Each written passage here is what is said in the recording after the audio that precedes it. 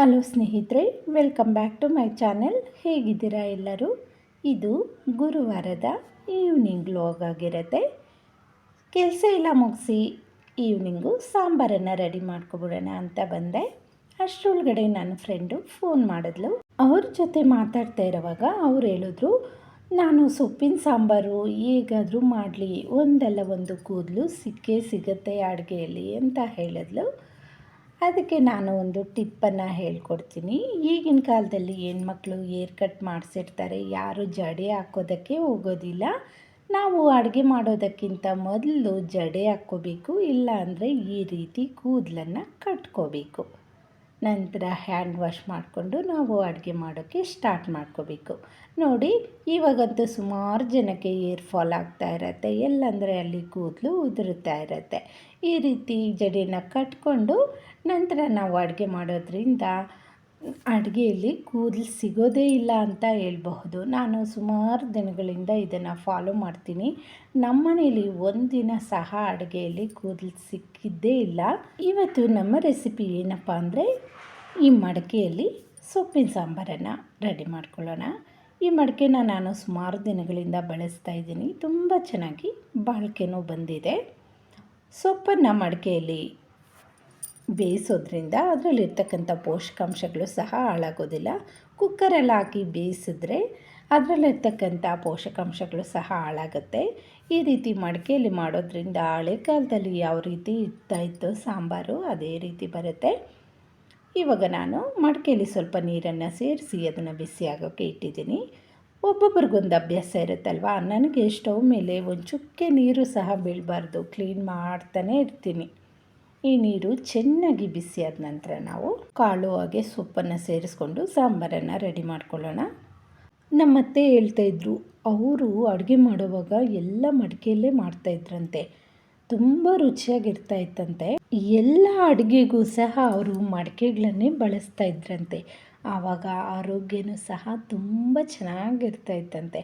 ಈಗಿನ ಕಾಲದಲ್ಲಿ ನಾವು ಕುಕ್ಕರಲ್ಲಿ ಹಾಕಿ ಬೇಯಿಸೋದ್ರಿಂದ ಆರೋಗ್ಯಕ್ಕೂ ಸಹ ಒಳ್ಳೆಯದಲ್ಲ ಅಂತ ಹೇಳ್ತಾರೆ.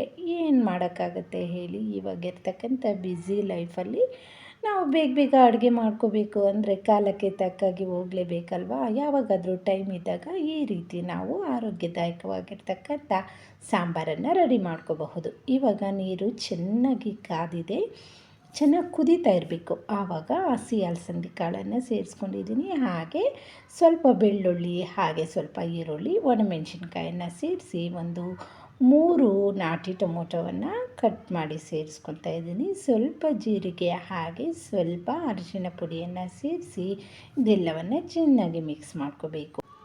ಇವಾಗ ನೋಡಿ, ಈ ರೀತಿ ಎಲ್ಲ ಮಿಕ್ಸ್ ಮಾಡಿಕೊಂಡು ಇದನ್ನು ಬೇಯೋಕ್ಕೆ ಬಿಟ್ಬಿಡೋಣ. ಬೇಗನೆ ಬೆಂದ್ಬಿಡುತ್ತೆ ಮಡಿಕೆಯಲ್ಲಿ. ಇವಾಗ ಟೊಮೊಟೊ, ಈರುಳ್ಳಿ, ಒಣಮೆಣಸಿನ್ಕಾಯಿ, ಬೆಳ್ಳುಳ್ಳಿ ಎಲ್ಲ ಚೆನ್ನಾಗಿ ಬೆಂದಿದೆ. ಕಾಳು ಸಹ ಇಷ್ಟು ಬೆಂದರೆ ಸಾಕಾಗತ್ತೆ. ಸೊಪ್ಪನ್ನು ಸೇರಿಸ್ತೀವಲ್ವ, ನಂತರನೂ ಸಹ ಇದು ಬೇಯುತ್ತೆ. ಇವಾಗ ನಾನು ಪಾಲಕ್ ಸೊಪ್ಪನ್ನು ಮಡಿಕೆಯಲ್ಲಿ ಸೇರಿಸ್ಕೊತಾ ಇದ್ದೀನಿ. ಪಾಲಕನ್ನು ಸೇವನೆ ಮಾಡೋದ್ರಿಂದ ನಮ್ಮ ರಕ್ತವನ್ನು ನಾವು ಹೆಚ್ಚು ಮಾಡ್ಕೋಬಹುದು. ಯಾರೆಲ್ಲ ರಕ್ತಹೀನತೆಯಿಂದ ಬಳಲ್ತಾ ಇರ್ತೀರ ಅಂಥವರು ಸಹ ಪಾಲಕನ್ನು ಹೆಚ್ಚಾಗಿ ಸೇವನೆ ಮಾಡಬೇಕು. ಸ್ವಲ್ಪ ಕೊತ್ತಂಬರಿ ಸೊಪ್ಪನ್ನು ಸಹ ಸೇರಿಸ್ಕೊಂಡಿದ್ದೀನಿ. ನನಗೆ ಗೊತ್ತಿರಲಿಲ್ಲ, ಮಸೊಪ್ಪಿಗೆ ಸ್ವಲ್ಪ ಕೊತ್ತಂಬರಿ ಸೊಪ್ಪನ್ನು ಸೇರಿಸಿ ಮಾಡೋದ್ರಿಂದ ಅದರ ಘಮ ತುಂಬ ಚೆನ್ನಾಗಿರುತ್ತೆ. ನಮ್ಮಕ್ಕ ಹೇಳ್ಕೊಟ್ರು ಇದನ್ನು.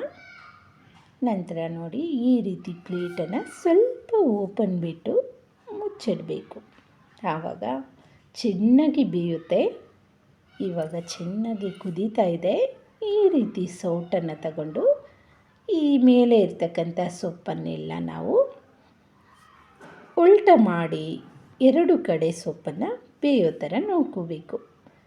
ಈ ಸೌಟಿಂದ ಮಡಿಕೆಯಲ್ಲಿ ಕಲಸೋವಾಗ ಹುಷಾರಾಗಿ ನಿಧಾನಕ್ಕೆ ಕಲಿಸ್ಕೋಬೇಕು, ಇಲ್ಲಾಂದರೆ ಮಡಿಕೆ ಒಡೆದೋಗೋ ಚಾನ್ಸಸ್ ಇರುತ್ತೆ. ನೋಡಿ ಎಷ್ಟು ಚೆನ್ನಾಗಿ ಹಾಗೆ ಗ್ರೀನಾಗಿರುತ್ತೆ ಸೊಪ್ಪು. ಕುಕ್ಕರಲ್ಲೆಲ್ಲ ಹಾಕಿದ್ರೆ ಬೇಗನೆ ಇದು ಕಲರ್ ಚೇಂಜ್ ಆಗಿಬಿಡುತ್ತೆ. ಇವಾಗ ಸೊಪ್ಪೆಲ್ಲ ಬೆಂದಿದೆ. ಟೊಮೊಟೊ, ಈರುಳ್ಳಿ, ಬೆಳ್ಳುಳ್ಳಿ ಹಾಗೆ ಸೊಪ್ಪು, ಒಣಮೆಣಸಿನ್ಕಾಯಿ ಇದನ್ನೆಲ್ಲ ಸಪ್ರೇಟಾಗಿ ತಗೋಬೇಕು. ಕಾಳನ್ನು ಹಾಗೆ ಇಟ್ಕೋಬೇಕು. ಈ ರೀತಿ ಎಲ್ಲ ಸಪ್ರೇಟ್ ಮಾಡಿಕೊಂಡು ತಣ್ಣಗಾದ ನಂತರ ಒರಳಿದ್ರೆ ಒರಳಲ್ಲಿ ರುಬ್ಕೊಬರಬಹುದು. ಒರಳಿಲ್ಲ ಅನ್ನೋರು ಮಿಕ್ಸಿಯಲ್ಲಿ ಸೇರಿಸ್ಕೊಂಡು ಒಂದು ರೌಂಡು ತಿರುಗಿಸ್ಕೊಂಡ್ರೆ ಸಾಕು. ಈ ರೀತಿ ಸೊಪ್ಪನ್ನೆಲ್ಲ ರುಬ್ಕೊಬಂದು ಈ ಕಾಳಿನ ಜೊತೆ ಸೇರಿಸ್ಕೊಂಡು ಇದನ್ನು ಮಿಕ್ಸ್ ಮಾಡ್ಕೋಬೇಕು. ಕನ್ಸಿಸ್ಟೆನ್ಸಿ ನೋಡಿಕೊಂಡು ನೀರನ್ನು ಸೇರಿಸ್ಕೊಳ್ಳಿ. ಬರೀ ಮುದ್ದೆಗೆ ಅಂದರೆ ತುಂಬ ಗಟ್ಟಿಯಾಗಿ ರೆಡಿ ಮಾಡ್ಕೋಬಹುದು. ಅನ್ನದ ಜೊತೆ ತಿನ್ನಬೇಕು ಅಂದರೆ ಸ್ವಲ್ಪ ನೀರನ್ನು ಸೇರಿಸ್ಕೊಂಡು ಇದನ್ನು ಒಂದು ಕುದಿ ಬರೆಸ್ಕೊಂಡ್ರೆ ಸಾಕು. ಇವಾಗ ರುಚಿಗೆ ತಕ್ಕಷ್ಟು ಉಪ್ಪನ್ನು ಸೇರಿಸ್ಕೊಂಡು ಇದನ್ನು ಮಿಕ್ಸ್ ಮಾಡ್ಕೊಳ್ಳೋಣ. ಈ ಸೊಪ್ಪಿನ ಸಾರಂತೂ ತುಂಬ ಟೇಸ್ಟಿಯಾಗಿರುತ್ತೆ. ಈ ಮೆಥಡಲ್ಲಿ ಒಮ್ಮೆ ನೀವು ಸಹ ಮಸೊಪ್ಪನ್ನು ಟ್ರೈ ಮಾಡಿ. ಇವಾಗ ಇದಕ್ಕೆ ಒಂದು ಒಳ್ಳೆ ಒಗ್ಗರಣೆಯನ್ನು ಕೊಟ್ಕೊಬಿಡೋಣ. ಒಂದು ಕಡಾಯಿನ ಬಿಸಿ ಮಾಡಿಕೊಂಡು ಅದಕ್ಕೆ 1 ಸ್ಪೂನಷ್ಟು ಎಣ್ಣೆ, ಸಾಸಿವೆ ಜೀರಿಗೆನ ಸೇರಿಸ್ಕೊಂಡು ಸಾಸಿವೆ ಚಿಟಪಟ ಅಂದ ನಂತರ ಇದಕ್ಕೆ ನಾನು ಸ್ವಲ್ಪ ಕ್ರಷ್ ಮಾಡಿ ಇಟ್ಕೊಂಡಿರ್ತಕ್ಕಂಥ ಬೆಳ್ಳುಳ್ಳಿನ ಸೇರಿಸ್ಕೊಂಡು ಕರಿಬೇವಿನ ಸೊಪ್ಪನ್ನು ಸೇರಿಸಿದ್ದೀನಿ. ನಂತರ ಇದಕ್ಕೆ ಈರುಳ್ಳಿನ ಸೇರಿಸ್ಕೊತಾ ಇದ್ದೀನಿ. ಸಣ್ಣ ಈರುಳ್ಳಿ ಇದ್ದರೆ ಇನ್ನೂ ಚೆನ್ನಾಗಿರುತ್ತೆ ಸಾಂಬಾರು ಈರುಳ್ಳಿ. ಇದೆಲ್ಲವನ್ನು ಚೆನ್ನಾಗಿ ಗೋಲ್ಡನ್ ಬ್ರೌನ್ ಬರೋವರೆಗೂ ಫ್ರೈ ಮಾಡ್ಕೊಳ್ಳೋಣ. ಇದಕ್ಕೆ ಇಂಗನ್ನು ಸಹ ಸೇರಿಸ್ಕೋಬಹುದು, ತುಂಬ ಚೆನ್ನಾಗಿರುತ್ತೆ. ಇದು ಚೆನ್ನಾಗಿ ಗೋಲ್ಡನ್ ಬ್ರೌನ್ ಬಂದಿದೆ. ಇವಾಗ ನಾವು ಸೊಪ್ಪಿನ ಸಾಂಬಾರನ್ನು ಒಂದು ಸೌಟಷ್ಟು ತೆಗೆದು ಈ ಒಗ್ಗರಣೆಯಲ್ಲಿ ಸೇರಿಸಿ ಮುಚ್ಚಳ ಮುಚ್ಚೋದ್ರಿಂದ ಒಗ್ಗರಣೆಯ ಘಮ ಹಾಗೇ ಇರುತ್ತೆ. ಇದೆಲ್ಲ ಮಿಕ್ಸ್ ಮಾಡಿ ಇವಾಗ ನಾವು ಮಡಿಕೆಗೆ ಸೇರಿಸ್ಕೊಬಿಡೋಣ. ಸೊಪ್ಪು 1-2 ಕುದಿ ಬಂದರೆ ಸಾಕು. ಆಲ್ರೆಡಿ ಸೊಪ್ಪು ಬೆಂದಿರುತ್ತಲ್ವ, ಕಾಳೆಲ್ಲ ಬೆಂದಿರುತ್ತೆ, ತುಂಬ ಬೇಯಿಸೋಕ್ಕೆ ಹೋಗಬಾರ್ದು. ಇವಾಗ ಸ್ವಲ್ಪ ಟೇಸ್ಟ್ ನೋಡಿ ಉಪ್ಪು ಖಾರ ಸರಿ ಇದೆಯಾ ಅಂತ ಚೆಕ್ ಮಾಡ್ಕೋಬೇಕು. ಇವಾಗ ಈ ಕನ್ಸಿಸ್ಟೆನ್ಸಿಯಲ್ಲಿ ಸ್ಟವನ್ನು ಆಫ್ ಮಾಡ್ಕೊಬಿಡೋಣ. ಮಡಿಕೆಯಲ್ಲಿ ಸುಮಾರು ಹೊತ್ತು ಬಿಸಿ ಇರುತ್ತೆ. ಸ್ವಲ್ಪ ಮುಚ್ಚಳ ಮುಚ್ಚಿ ಇದನ್ನು ಹಾಗೆ ಬಿಡೋಣ. ಅಷ್ಟರೊಳಗಡೆ ಮುದ್ದೆನ ರೆಡಿ ಮಾಡ್ಕೊಬಿಡೋಣ. ನಮ್ಮ ಮನೆಯಲ್ಲಿ ಕಂಪಲ್ಸರಿಯಾಗಿ ಮುದ್ದೆ ಇರಲೇಬೇಕು. ಎಲ್ಲರೂ ಇಷ್ಟಪಟ್ಟು ತಿಂತಾರೆ. ತುಂಬ ಟೇಸ್ಟಿಯಾಗಿತ್ತು. ಮುದ್ದೆ ಸಾಂಬಾರಿಗೆ 2 ಮುದ್ದೆ ಖಾಲಿ ಮಾಡೋಷ್ಟು ಟೇಸ್ಟಿಯಾಗಿತ್ತು. ಹಸಿ ಅಲಸಂದಿ ಕಾಳೆಲ್ಲ ಬರುತ್ತಲ್ವ ಈ ಸೀಸನಲ್ಲಿ. ವೀಕ್ಷಕರೇ, ಇದಾಗಿತ್ತು ಇವತ್ತಿನ ವಿಡಿಯೋ.